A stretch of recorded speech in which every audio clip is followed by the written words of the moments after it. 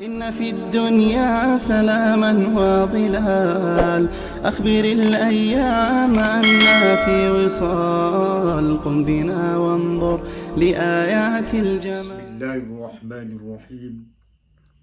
Assalamualaikum warahmatullahi wabarakatuh. Alhamdulillahi rabbil alamin. Alladzi arsala rasulahu bil huda wa dinil haqq liyuzhiru 'ala dini kullih wa kafa billahi syahida. Kaum muslimin, kaum muslimat yang dirahmati Allah, tidak berapa lama lagi kita akan memasuki bulan suci Ramadan, bulan yang penuh dengan rahmat Allah, bulan yang penuh berkah.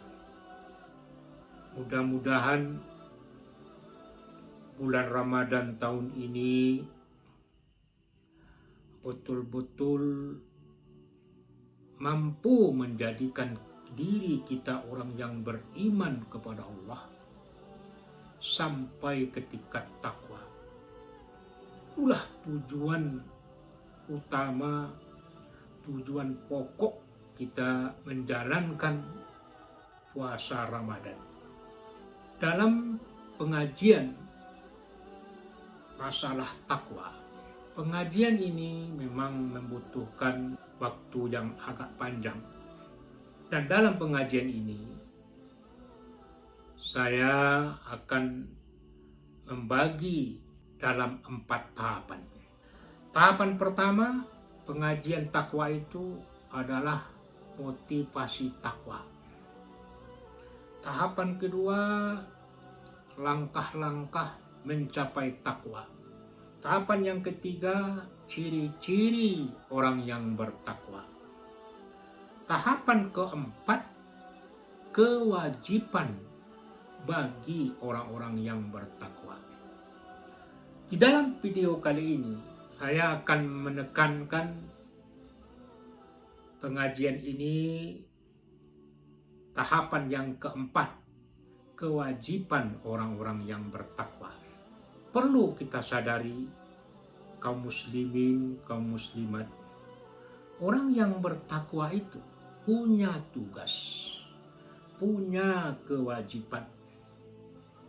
Pertama,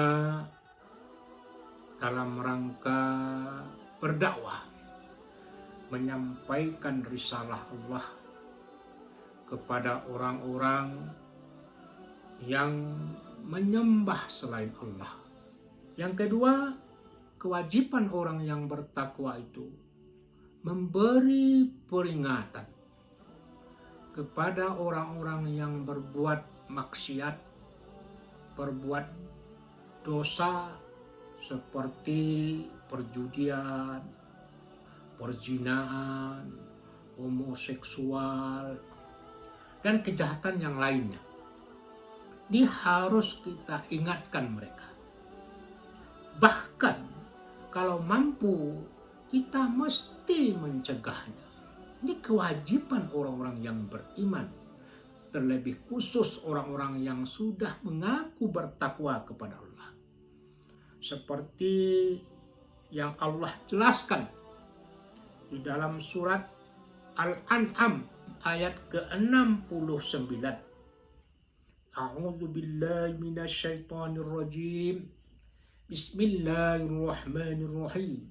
Wa ma 'alal ladzina yattakhuna min hisabihim min syai'in walakin dzikra la'allahum yattaqun, kata Allah.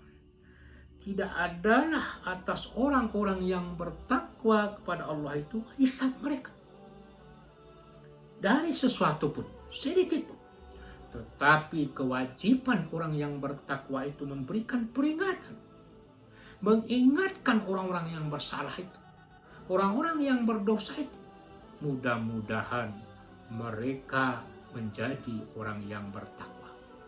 Dari ayat yang di atas jelas, tugas dan kewajiban kita paling minimal adalah mengingatkan, memberitahu kepada orang-orang yang berbuat salah, yang berbuat dosa, akan kesalahan-kesalahan tersebut.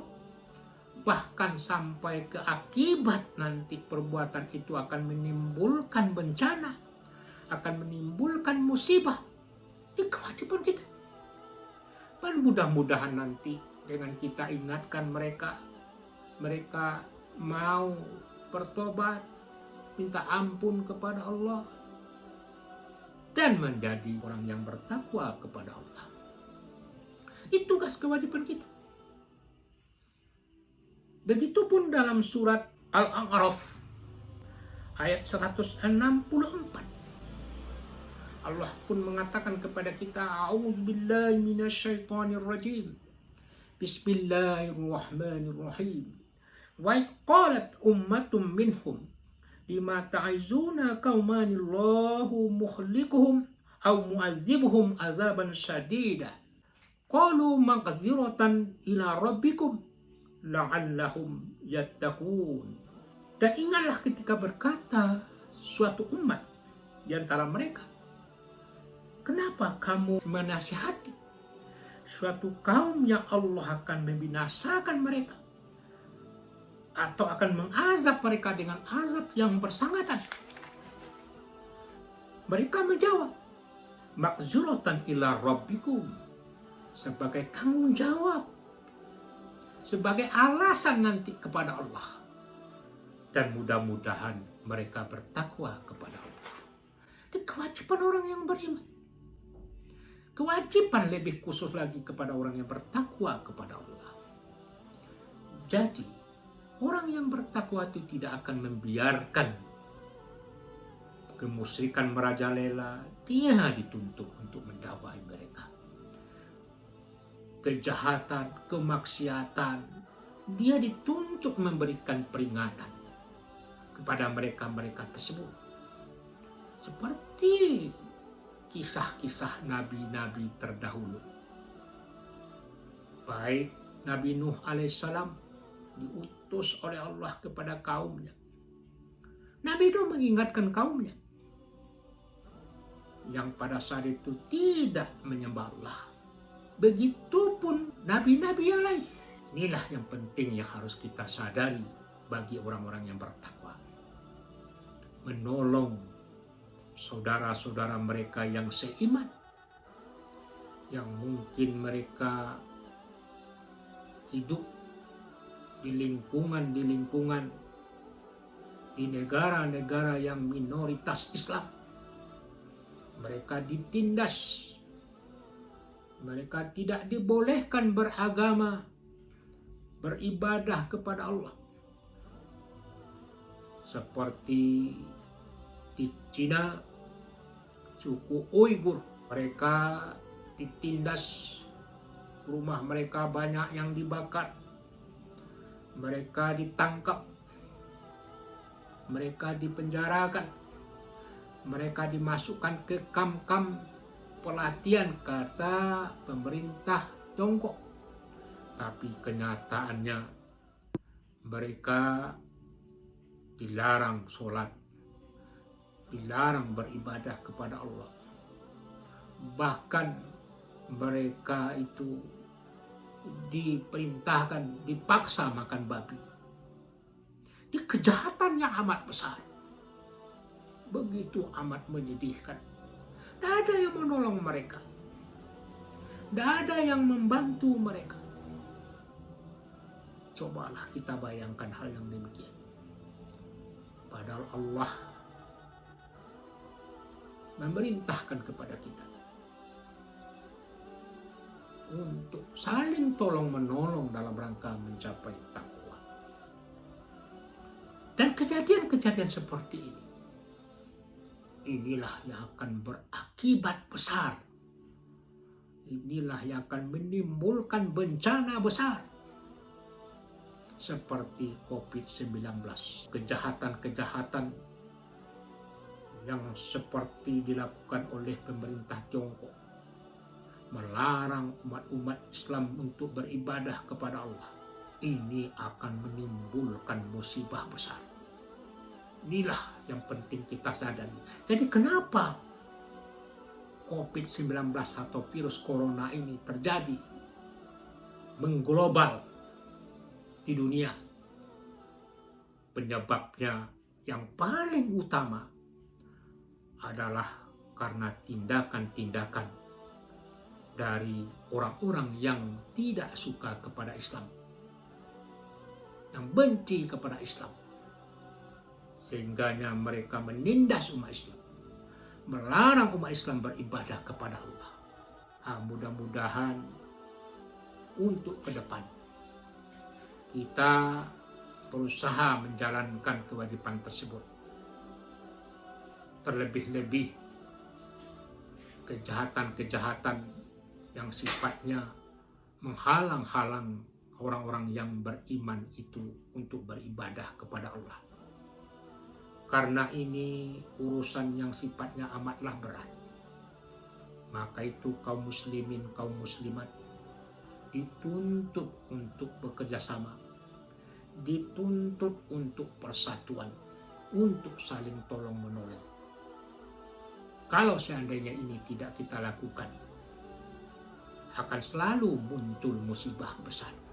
Seperti yang dikatakan Allah dalam surat Al-Anfal ayat yang ke-73. A'udzu billahi minasyaitonir rajim. Bismillahirrahmanirrahim. Walladzina kafaru ba'duhum awliya'u ba'din. Illa taf'aluhu takum fitnatum fil ard wa fasadun kabir, kata Allah. Dan orang-orang yang kafir itu, mereka bekerja sama, saling bantu-membantu dalam kemusyrikan mereka, dalam berbuat kejahatan mereka. Dan bagi orang-orang yang beriman, Allah perintahkan pula untuk bekerja sama, bantu-membantu dalam rangka menjadikan diri kita menjadi orang yang bertakwa kepada Allah. Illa taf'aluhu, jika kamu tidak melakukan hal yang demikian, tidak mau bekerja sama, tidak mau bersatu, tidak punya kekuatan, akhirnya takum fitnatum fil ard wa fasadun kabir, akan terjadilah fitnah besar dan kerusakan yang besar di muka bumi. Inilah yang penting yang harus kita sadari, hal yang demikian. Jadi mudah-mudahan dengan pengajian ini yang kita sampaikan ini, kaum muslimin, kaum muslimat menyadari kewajiban terhadap orang-orang yang berbuat kemusyrikan, yang berbuat kejahatan, terlebih khusus lagi orang-orang yang menghalang-halangi orang yang beriman untuk beribadah kepada Allah. Inilah yang kita minta ampunkan kepada Allah. Mudah-mudahan dengan kita minta ampun akan kelalaian kita dengan kewajiban seperti ini, cepat diangkat oleh Allah virus corona ini. Dan ingat, seandainya ini tidak kita sadari dan kita tidak berusaha menjalankannya, mungkin setelah virus corona ini selesai, akan terjadi pula nanti musibah-musibah besar yang lain akibat kita tidak menjalankan kewajiban kita sebagai orang-orang yang bertakwa kepada Allah. Akhirul kalam, walhamdulillahirabbil alamin. Wassalamualaikum warahmatullahi wabarakatuh. في الدنيا سلاما وظلال، أخبر الأيام أننا في وصال، قم بنا وانظر لآيات الجمال.